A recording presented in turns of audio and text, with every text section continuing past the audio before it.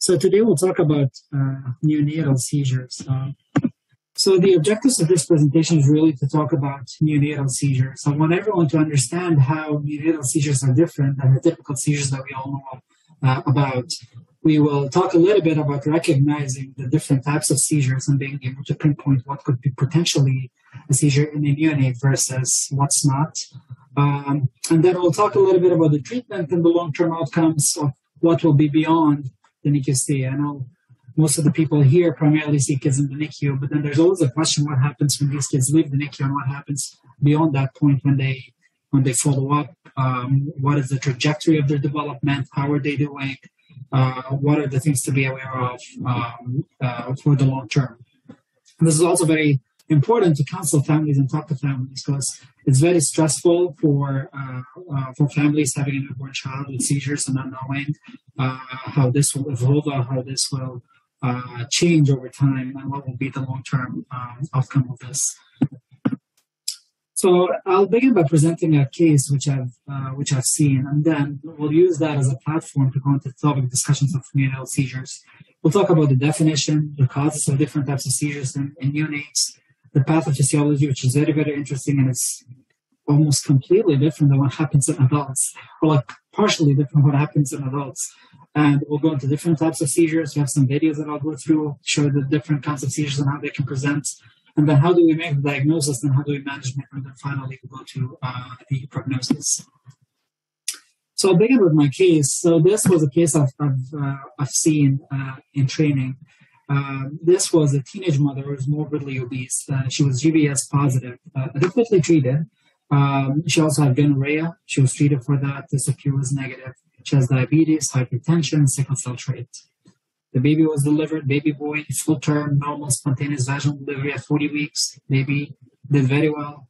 Was just LGA, 4.2 kilograms. Upgrade scores were 9 and 9. Baby cried immediately at birth. Was doing fine. Totally normal newborn exam. Went initially to the well baby nursery just to be observed a little bit because it was jittery for 30 minutes after birth. Finger stick at that time was checked and was 56. And then I had another episode that was noted. They measured the blood glucose again. It was stable. It was even more than that. And no any other episodes were noted. Was fine. Examined day of life 2. Everything looked good. Was discharged home. And then at the health maintenance visits on 1 week of life was seen by the pediatrician in the hospital where I worked at. And the pediatrician noted that the baby had right upper extremity and lower extremity twitching. And be mindful, this is a 1 week of life, okay? And a right eye winking lasted for 5 minutes. She tried to hold the baby's hand, and the baby's hand continued to shake. And parents denied any fever, any cough, rhinorrhea, diarrhea, constipation, rashes, trauma, or any concerns with the baby. Was feeding very well, producing a good number of wet diapers, 6 per day. So everything was well. So she transferred the baby to the pediatric acute care, which is the ED, for further management. Arrived to the ED, vital signs were stable. The physical exam again was totally normal, nothing visible in exam. They did basic blood work, and it was normal. And then they consulted the peds neuro. They consulted us, and at that time we recommended loading with heart. I'll continue the course towards the end of the presentation, and we'll talk about neonatal seizures now. And then towards the end, I'll tell you what ended up being the etiology and the baby that I just told you about. So we'll talk about neonatal seizures now. So what is a neonatal seizure? Just broadly defining a seizure, it's a sudden change in behavior which is caused by sudden and abnormal and excessive electrical activity in the brain.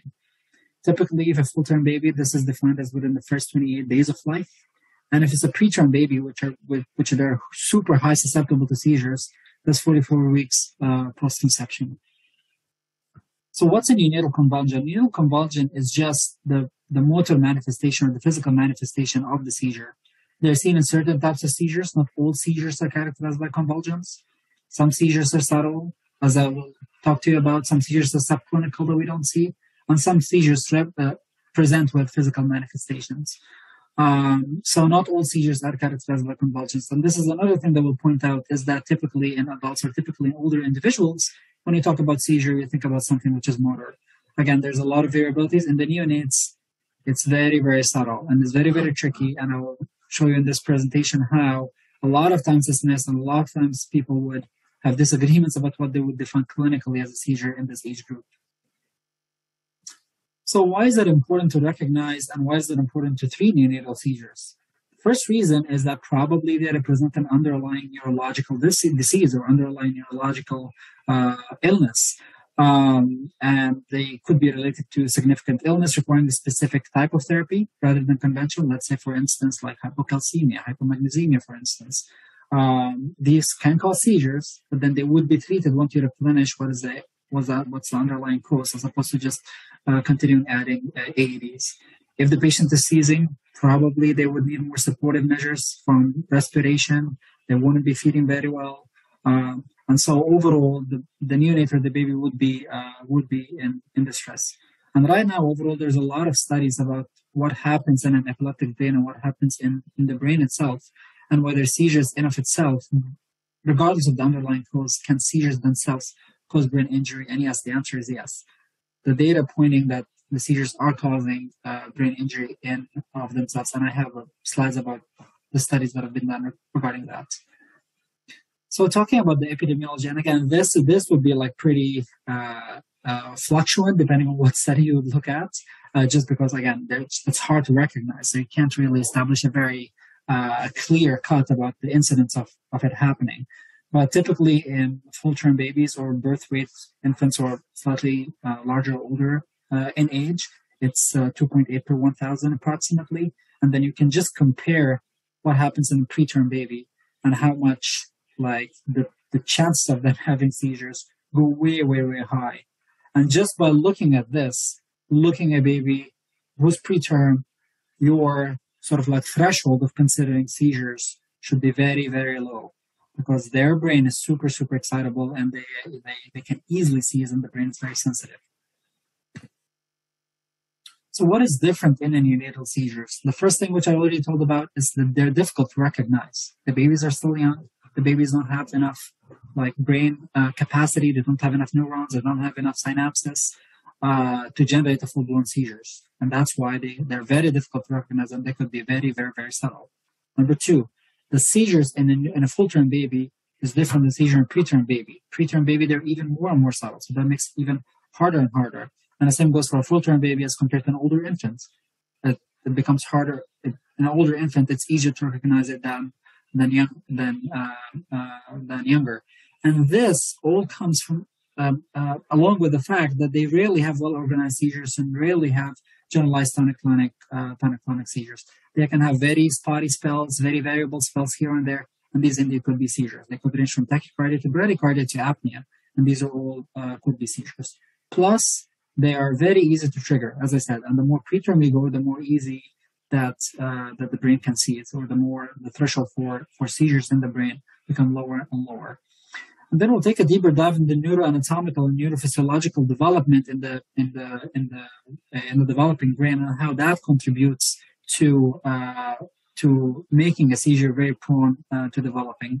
I'll take a deeper dive a little bit in the next 15 minutes or so into the basic mechanisms, because this is like very, very interesting, and it will show you how it's very different than as you age, and how your brain evolves and how your brain changes, and how your brain becomes a little bit more, I would say, balanced from an excitation inhibition standpoint for developing seizures.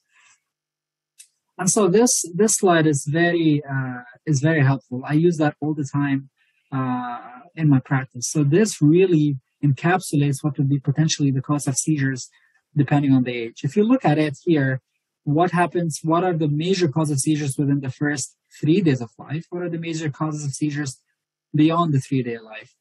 And then in premature and full-term baby. If you look at it, HIE is really the number one cause of a neonate seizing within the first 72 hours, typically even within the first 24 hours, I would say, in a full-term baby and a preterm baby. So this is pretty much the number one cause that you need to exclude anytime you see a newborn who seized. And then you have different causes. Intracranial hemorrhage, they can happen at any time. They can happen within the first 3 days. They can happen beyond 3 days, just like the case that I presented happened at day 7 and was a full-term baby.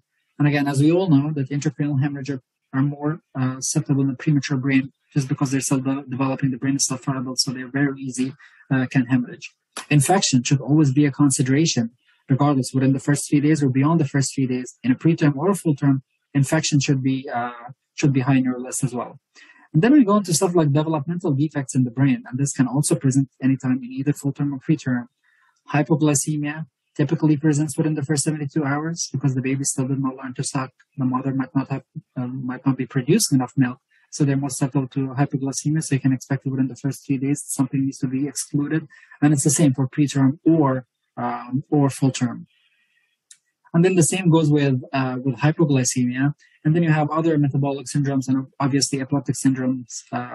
They typically present in a full-term baby. So just looking by this list from like 0 to 3 days and greater than 3 days, the basic workup that we do can cover most of these causes. The basic workup would be just basic lab screening that we typically obtain, basic metabolic screening that we typically obtain, and imaging the brain. And pretty much you can check the boxes that can cause a seizure. So despite having like a lot of potential causes, the workup is sort of like standard, and you can get to the bottom of probably what's causing it early on. And then going into the pathophysiology of how the seizures develop and why is the brain of the neonate different, and what are the differences in the neonatal brain. We'll talk about the basic mechanisms, and we'll talk about the neuroanatomical and neurophysiological features that makes neonates different, and the biochemical effects of seizures and what are changes that happen, and then finally, how are seizures injurious to the brain, and what happens when the baby gets a seizure. So the basic mechanisms, you probably all know this. So the basic sort of feel like unit of a discharge is an action potential. Okay, so sodium comes in, okay, causes depolarization in the membrane, and then potassium is kicked out, causing repolarization, and then there's a pump that sort of like kicks the sodium out, gets the potassium back in again, and then you sort of like have a stable gradient again. Okay, this is basic. This pump requires ATP, which is like requires energy basically to do it. This doesn't require energy. It doesn't require energy. This requires energy. This is basically the foundation of an electrical discharge. Okay. So when we look at the mechanisms and the different causes associated with it, okay, let's say that one of the common causes or if you have hypoxemia or hypoxic ischemic injury and hypoglycemia. When you have this, you are unable to form energy, so you're unable to form the ATP, and therefore you have the failure of the sodium-potassium pump because you do not have enough ATP. And therefore, going back to the slide, this will continue to go in, this will continue to go out, and you are unable to restore the potential of the membrane again because this is dysfunctional because of the cause, and hence there's the seizures would be ongoing.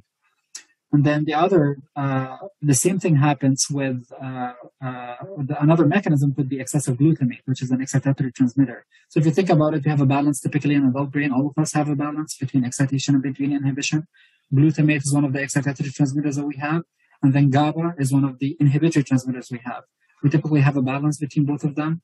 And then if you disrupt this balance, either by excessive excitation or by decreased inhibition, then you would seize. The neonatal brain, all of these mechanisms, they point towards excitation, okay? It's just excitatory by nature, okay? So the threshold of the neonate with any of these, with like hypoxemia or ischemia, hypoglycemia, having a seizure is very high. So what happens here is excessive excitation, which is the glutamate. It happens because of the same mechanism. The glutamate to be picked up but like postsynaptically, the glutamate to be picked up back into its vesicles and not remain being active requires ATP. And when you have hypoxemia or have hypoglycemia, you're unable to pick the glutamate back into the vesicles, into the stores, so it continues to be released, continues to be active, and hence you have excessive excitation. Then there could also be the deficiency of the inhibitor. The balance is disrupted in such a way that you have less inhibition by the GABA. This can happen, for instance, in pyridoxine deficiency or pyridoxine-dependent epilepsy. It works in part of the enzyme that forms GABA, which is the glutamic acid decarboxylase enzyme. And when you don't have enough pyridoxine, you don't have enough enzyme, you don't have enough GABA to form, and therefore you don't have enough inhibition. and therefore you form excitation and you get prone to seizures. And finally, some electrolyte imbalance, such as decrease in calcium, decrease in magnesium. These, what they typically do, they act as like gateways. And again, I'm simplifying it to, it's definitely more complicated than that. They act as gateways, preventing sodium from going in excessively. And then when they're not there, sodium goes in excessively. You have excessive depolarization, hence excessive excitation. So several mechanisms, and again, they're way more complex than that. But these are some of the mechanisms by how the common etiologies that we would see in the neonatal ICU, how are they causing seizures? And these are like how some proposed mechanisms on how these are causing seizures. And continuing on why it's different, we'll talk a little bit more about the neuroanatomical and neurophysiological features of the neonatal brain. Anatomically wise, they don't have enough synapses, they don't have enough neurons, they don't have enough robust connections between one another. And therefore, when they have a seizure, the seizures tend to be subtle, the seizures tend to be focal, the seizures tend to not even be picked up by the surface electrode. Sometimes, even if you have an EEG on, it might not be robust enough to be picked up by the surface electrode just because the myelination is still in process and it doesn't have this sort of like robust response and connectivity to display a good full-blown seizure. And that's why it's always tricky with neonatal seizures. Even on the EEG, sometimes it's even hard to pick up seizures. And this happens more when they're premature, because as you can imagine, if they're premature, even like this neural growth is even less and less. And then other neurophysiological factors is, I alluded to in the previous slide, and how the whole brain is pointing towards excitation. The balance between excitation and inhibition favors excitation excessively in the newborn period. The NMD and AMPA, typically in adults, they present excitation and they're balanced by GABA, which is an inhibition.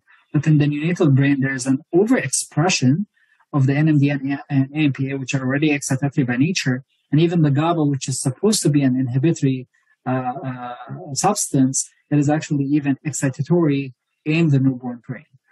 Plus, the substantia nigra, it inhibits seizures. It's not well developed in the newborn brain. So you have everything pointing towards excitation. There's nothing inhibition, and hence the brain can seize easily. And then this GABA is interesting, and the reason why it is because phenobarb. We treat neonatal seizures with phenobarbital. This is the first line of treatment, and we still do until on this day. And I'll get to that in the treatment section. And phenobarb actually works through GABA. And the same thing happens when we give benzos. It actually works through GABA. But then when you look at it in the newborn period, the GABA is actually, and could be excitatory rather than inhibitory. It will tell you why some newborns, they don't respond to phenobarb, and can tell you even why some newborns will even become worse on phenobarb. It's not very common, thankfully. It's rare, but it could potentially happen. So why is GABA an excitatory in the newborn, whether it's an inhibitory in an adult or in a child, or as the brain develops? This come back to sort of like chloride. Okay. So just to simplify it, this black line right here. So this is sort of like an entry door for chloride to go into the cell. And this is an exit door for the chloride to be kicked out of the cell. As simple as that. The black line, you can see this is in the newborn period, and this is in an adult. You can see in an adult how it's very well balanced between the door that takes chloride in and the door that kicks chloride out. But you go back here, the door that takes chloride in is way more present, or there's way more doors to put the chloride in and fewer doors to kick the chloride out.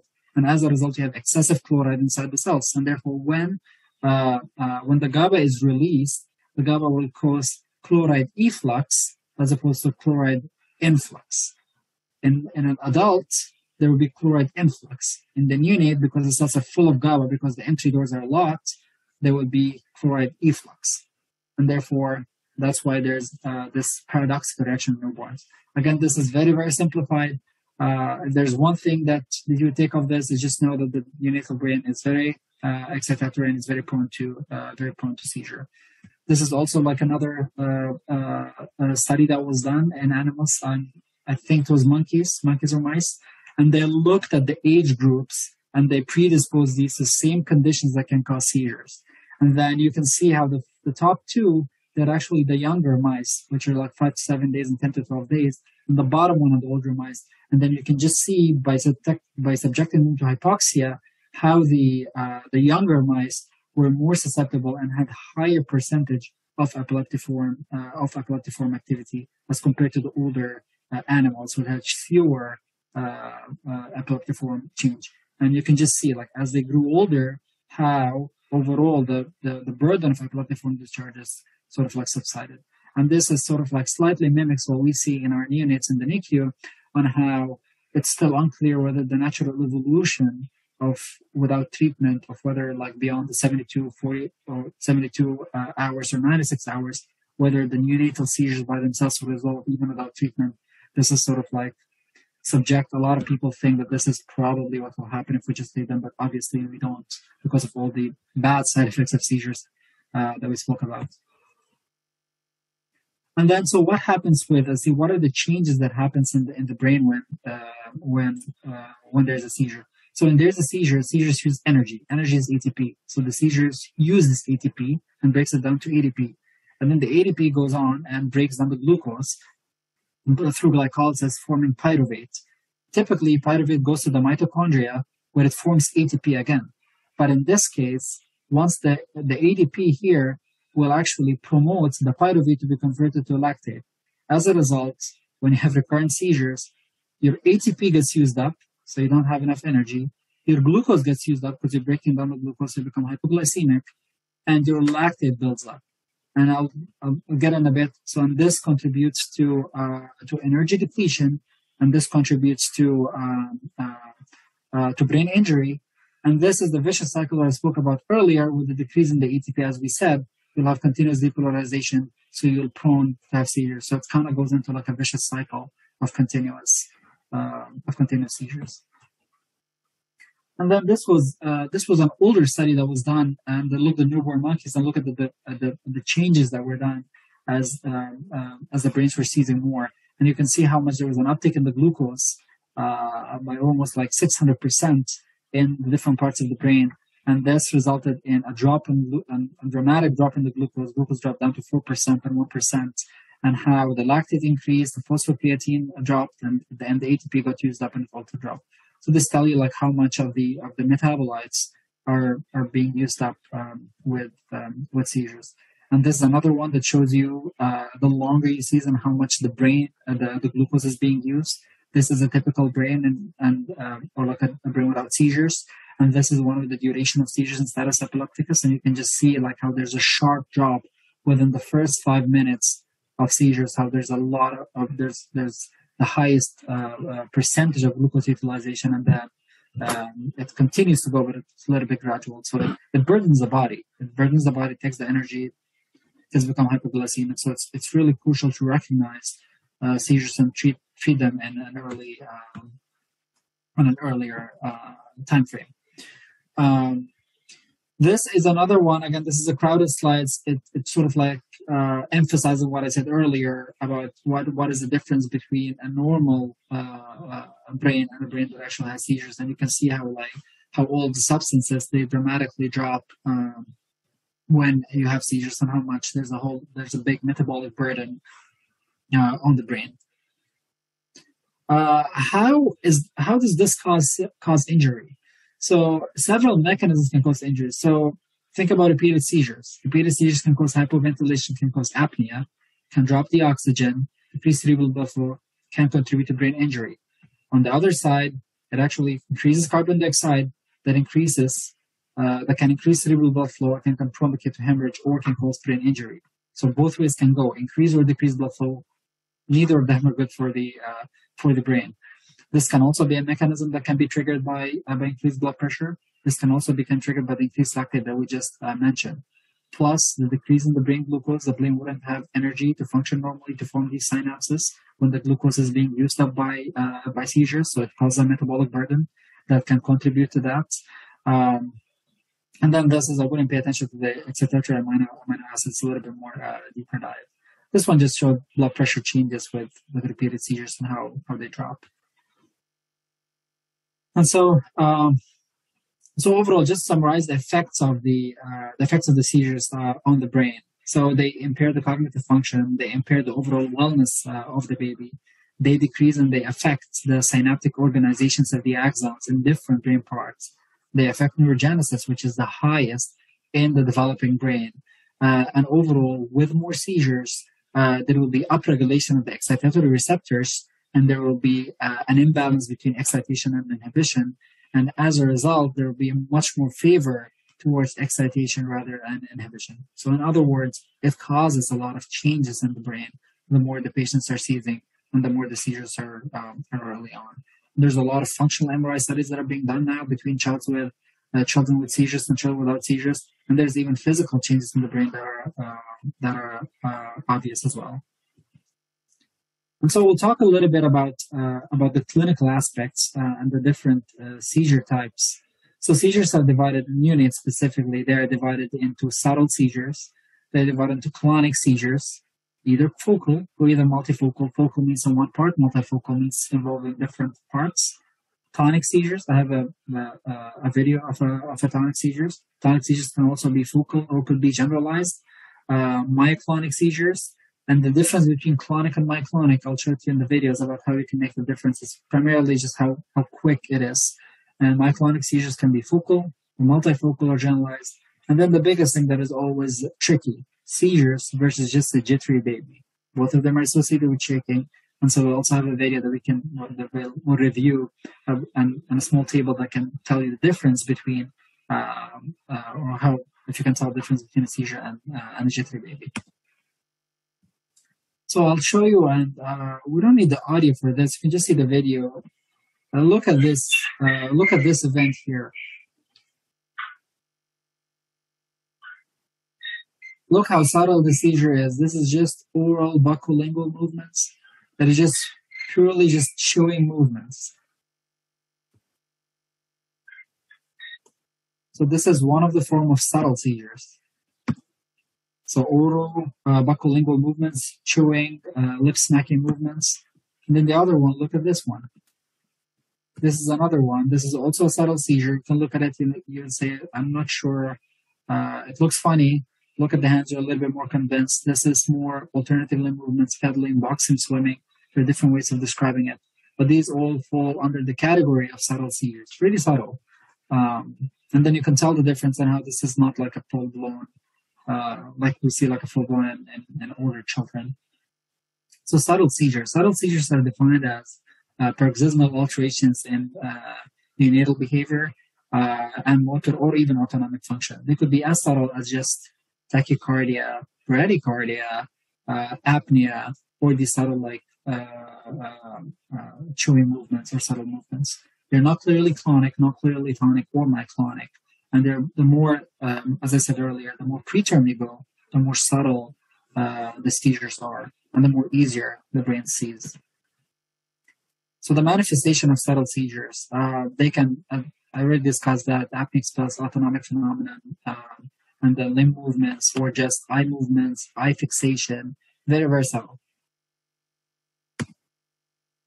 So this was two different groups that assessed their groups of neonates, and just to see what were their consensus on what was the most common subtle movements that they would see. And if you notice here, chewing was actually in the top. They found that the chewing movements could be representing subtle seizures. And then the next were the bradycardias and clonic movements. Only one tachycardia. So this is another thing is that we always think about the seizures as causing tachycardia. In older individuals, there is an ectobradycardia, slightly rare, can happen in certain parts of the brain that can cause that, but it's not typical. But in neonates, it's slightly more, could be slightly more common. And then the same thing with the other group, they looked and they found that the sustained eye opening and fixed gaze was actually the highest, along with some facial rinsing and tonic. And you can look at the comparisons between the weight. Most of them are preterm babies, and these are the babies that have more subtle seizures. And then this is the part where I say it's hard to recognize. So this was published in 2007. And what they did is that they wanted to see how much of the staff recognition of neonatal seizures actually, like, what is the positive hit rate of a staff looking at it clinically at a baby and say, oh, this is a seizure, and how we do the EEG and we confirm that it is a seizure.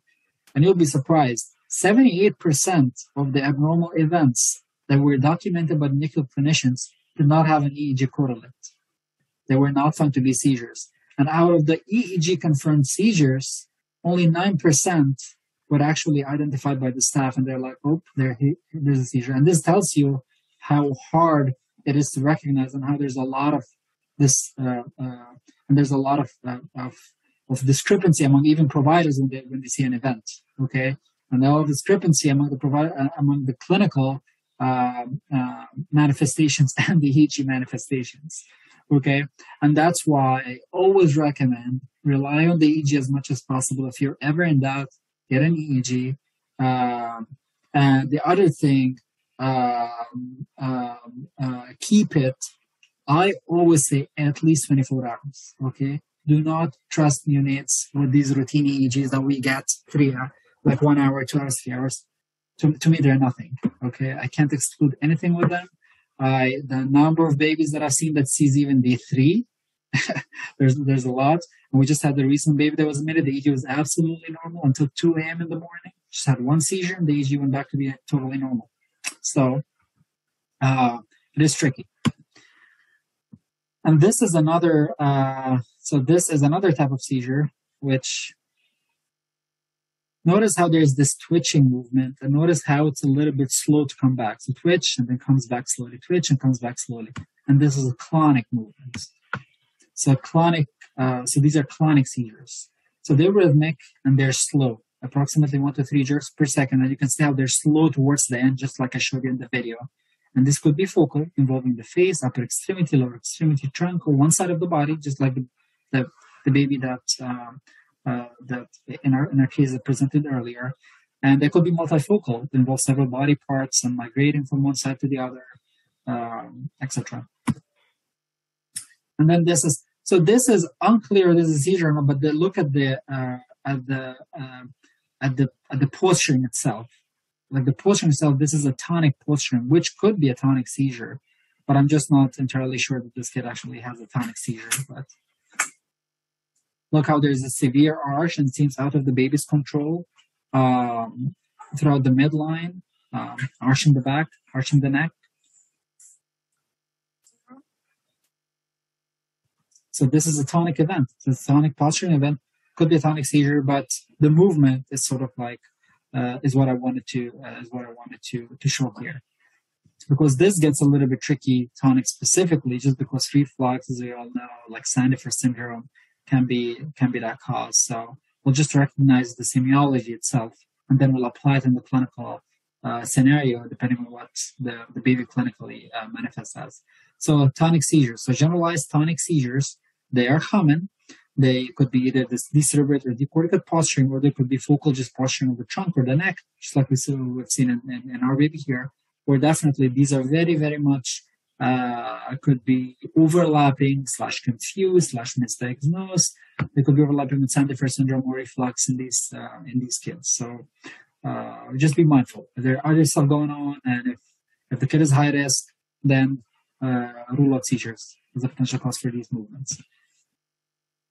And then this one. This is also not a seizure, but I want you to look at the movement. This is a classic myoclonic movement. This is benign sleep myoclonus. But the movement, this could be, if this was a seizure, this is how myoclonus looks like.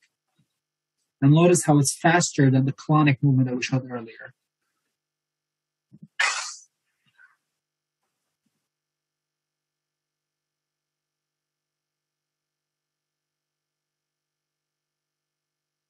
So see how this is way faster than the previous one. So this is benign sleep myoclonus, but the movement is what I wanted to show it to you all, and how a myoclonus movement looks like and how it differs between it and between a clonic movement. The baby is asleep, the baby's eyes are closed. This is not a seizure. So myoclonus. Myoclonus is faster in speed and has a predilection to the flexor muscle group. They could be focal or they could be generalized. Okay, and these are, even in adults, these are one of the harder seizures to pick up, to see, like in adults, the biggest question that we get asked in older individuals is the myoclonus an epileptic myoclonus or not? And this gets a little bit tricky because you have this violent movement on the with the jerk that causes a lot of muscle artifact on the EEG. So it masks a little bit the epileptic discharge. So you get a little bit, it becomes a little bit maybe hard to pinpoint whether it is or not. The same thing happens in neonates as well. So in this study, they looked at their patients who had multifocal myoclonic seizures. Okay, they had 5 patients. They put them in EEG, and 0 of them had EEG correlation with them. Okay, so they were just purely clinically myoclonic seizures. They couldn't pick them up on the EEG. The focal ones, the hit rate was like 3 out of 41 to combine both of these. The generalized one, there were more one which is consistent, had the consistent EEG changes with them. And then we have the typical things. So this is a YouTube video, and just like watch how this kid is just like shivering. Okay, and I don't have the sound here, but if there's a lot of noise going on, this is jitteriness. You notice how it like fluctuates, it waxes and wanes. It's not sustained. Right, left, right. And it's very stimulus dependent. If they hold your hand, it would stop. So this is jitteriness. Okay. Oops.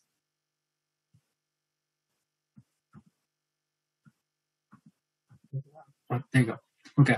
And so seizures versus jitteriness. A few things to point out about the differences. If there's any abnormality in the gaze or abnormality in the eye movement, if you notice the kid that I showed earlier, the eyes were closed.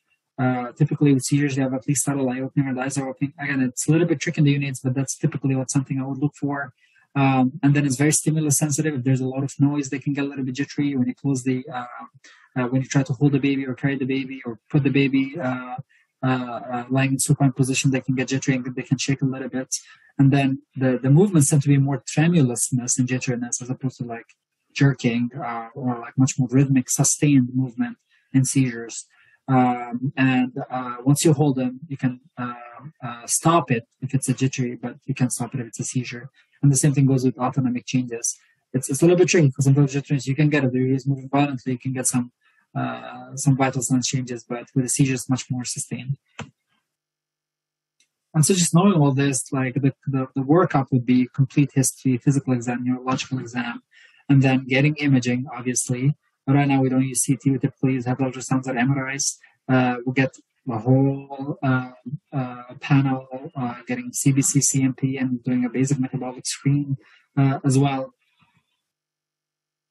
And then sending urine tests and sending CSF testing, and then we'll come to the EEG part. And the EEG part is what I would really recommend to have a low threshold for if you ever suspect. And if you hook the baby up, I would always recommend at least 24 hours, even if it was 100% normal.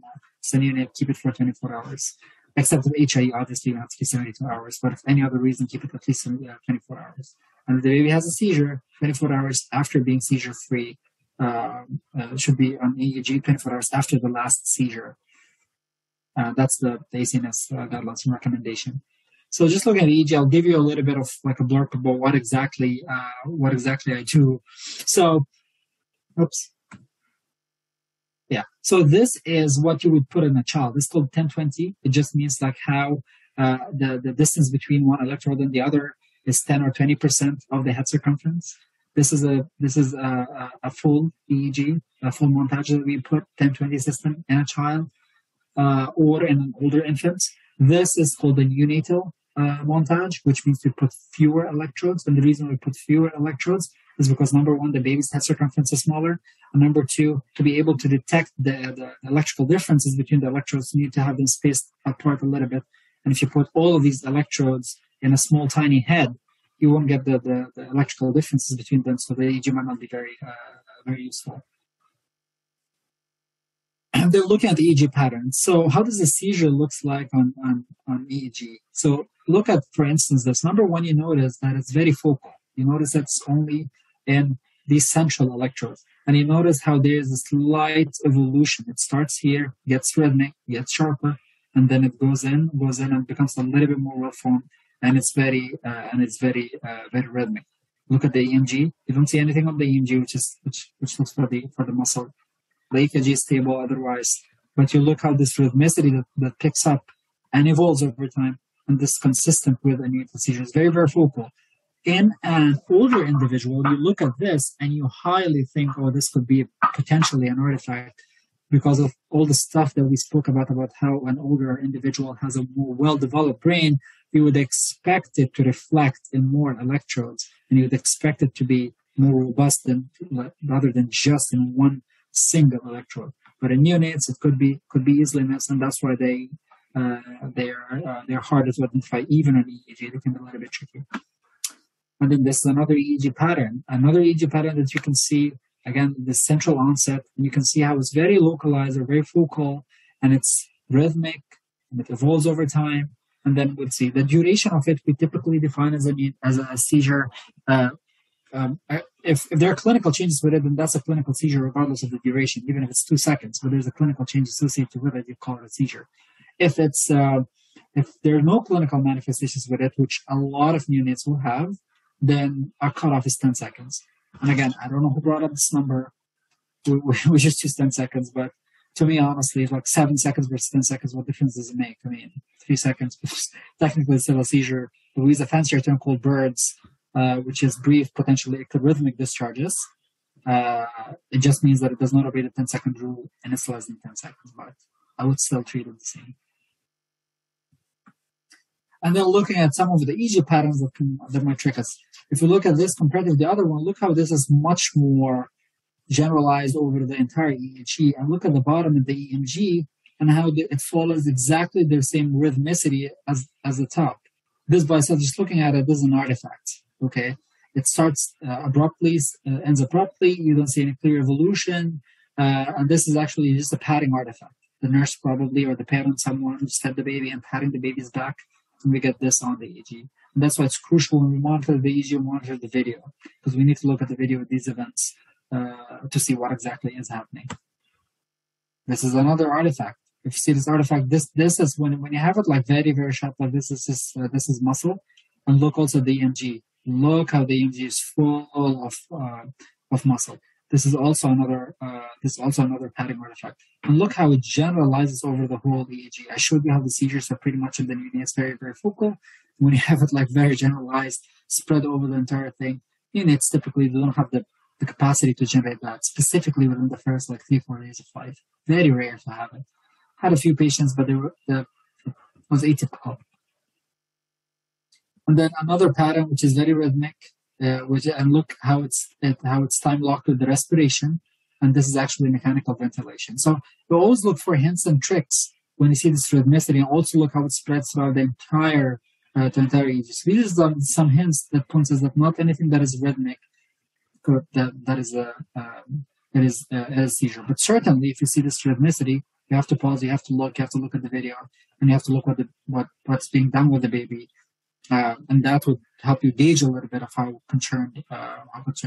EEG is very sensitive for motion artifacts, specifically in this age group. So anything can cause an artifact in the baby's EEG. And that's why our threshold to think more artifact is also high. And that's why we need to look at the video. We also ask the nurses sometimes, was there anything happen at this moment specifically, like a search injury, or anything that might cause noise that reflects in the EEG, specifically when it's very rhythmic and very time-locked like this. So how do we treat it? Phenobarb. It is still the number one drug for neonatal seizures. Most of the kids respond to it, but I discussed the factors that might make a child not respond to it. Very, very rarely it can make a baby's seizures worse, but we should always pay close attention when we give phenobarb. When we give phenobarb, we load typically with 20 to 30. And then our aim here is to look for the level. We aim for a level about, I typically go anywhere until 40, and then beyond 40, honestly, you can still try, but the baby will be sedated, and you run a high risk of having respiratory compromise.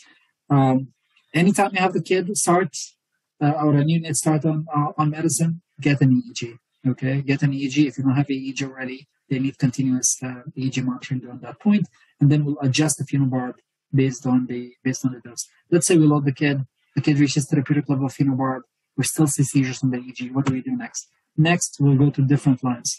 The two biggest things that we typically go to, and you guys probably know that, is either fosphenytoin or Keppra.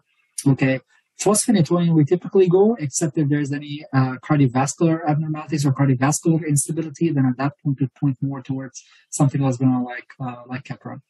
And again, this is all of the patients having infrequent seizures. If the patient is actually in full-blown status epilepticus and you're loading these medications and the neonate still continues seizing, then at that point, having a midazolam infusion is ideal. So you can adjust the midazolam, you can go up, and you can adjust it accordingly. Keppra versus phenytoin, honestly, I still go with the phospheny. Just because we have a lot more data about the phospheny and phenobarb combo. And in the past, I looked about the patients that they started with phenobarb and then they added phospheny on top, versus start with phospheny and then add phenobarb on top. And sort of like both of them achieve kind of like adequate seizure control if you go either way around. But typically, I would recommend adding phenobarbital. And then there's a big there have been big movements and big studies about how about using Keppra as a first line treatment instead of the phenobarb.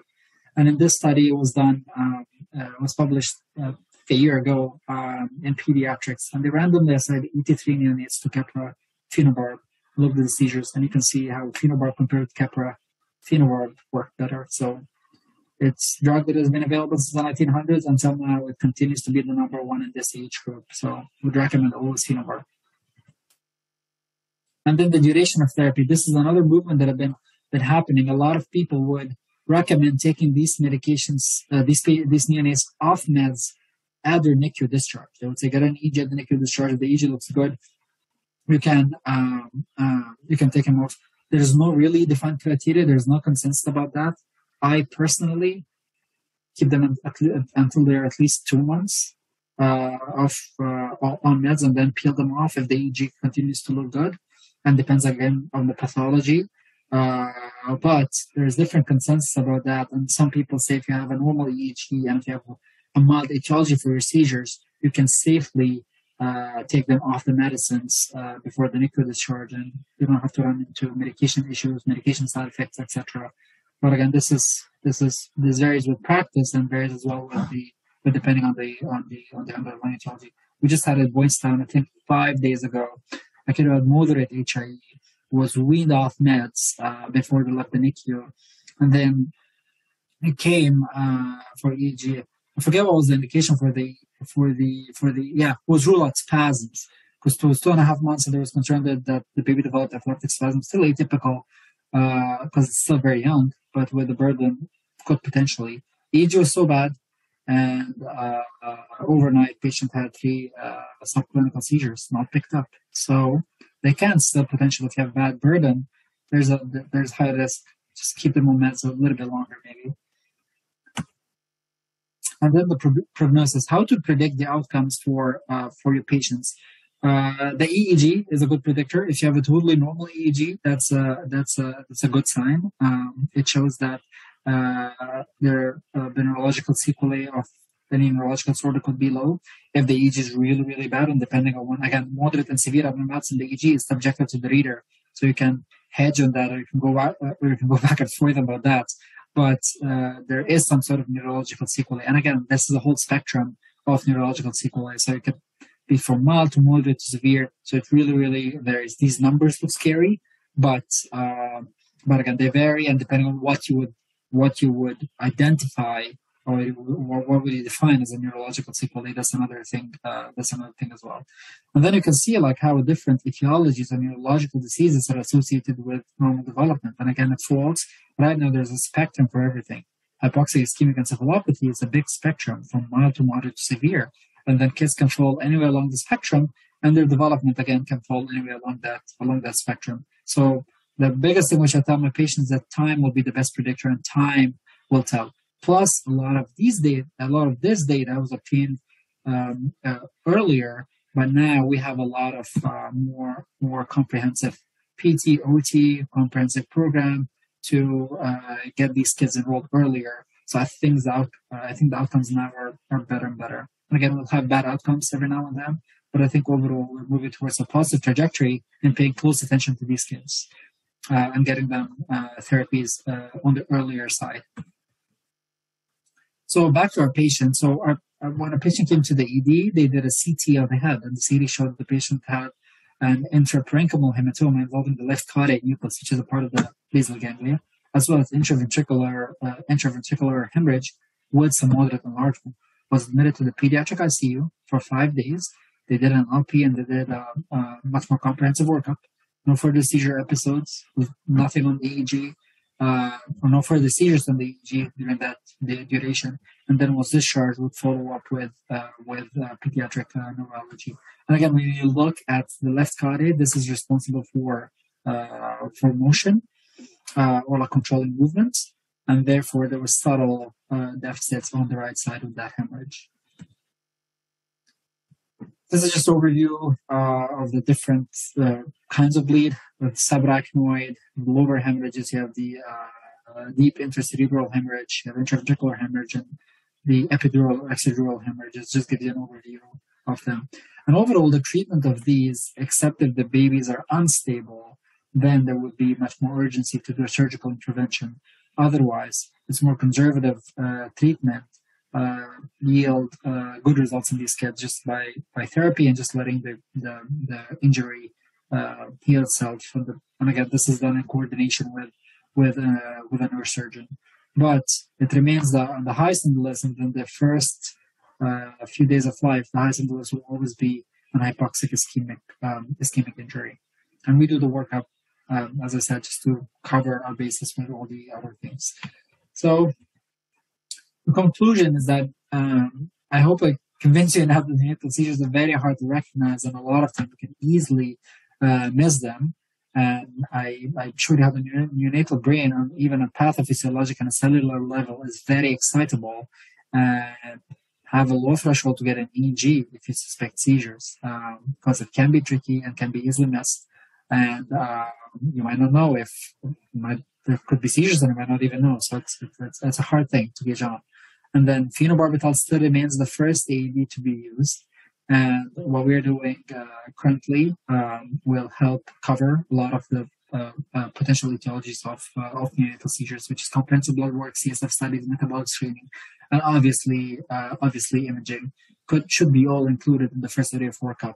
And depending on case-to-case basis, we also send like emergency genetics early on, or something in an outpatient setting. Sometimes there's some we used to that in Boston. In Boston, there's an emergent whole exome sequencing that comes back in 2 weeks, so to point out if there's any genetic defects early on in babies. But this varies from case to case, case by case basis.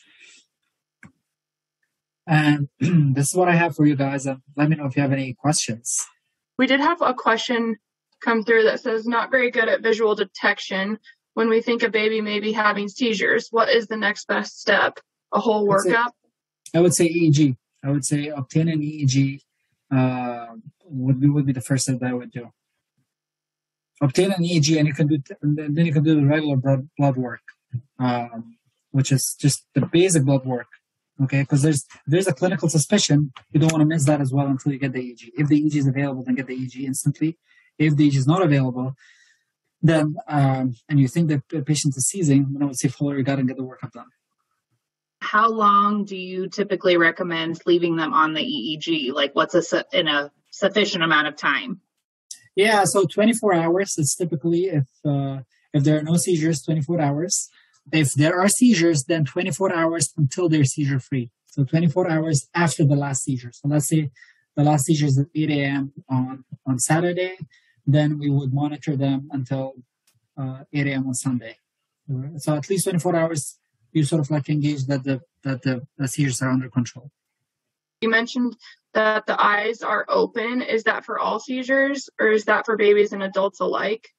Yeah, so typically, the eyes are open for most of the seizures. The only tricky part is usually neonates. In adults, it's typically like almost all seizures will have their eye open, except if they're subclinical. In neonates, they can have they could be a little bit tricky. The eyes could be closed and they could have subclinical seizures if they're sleeping. So, but clinical seizures, they tend to have their eyes open. Even if you can't see them, they tend to have them open a little bit. But again, with what I mentioned with neonates, it's always like the hardest, right? Because it's very, very subtle. And sometimes you can look at the baby and you're even unsure whether their eyes are open or closed. So it can be hard. That concludes the online education. I would like to thank all of our presenters for their experience, knowledge, and expertise. Be sure to subscribe so you're up to date with all of Nebraska Methodist College's continuing education offerings. Thank you.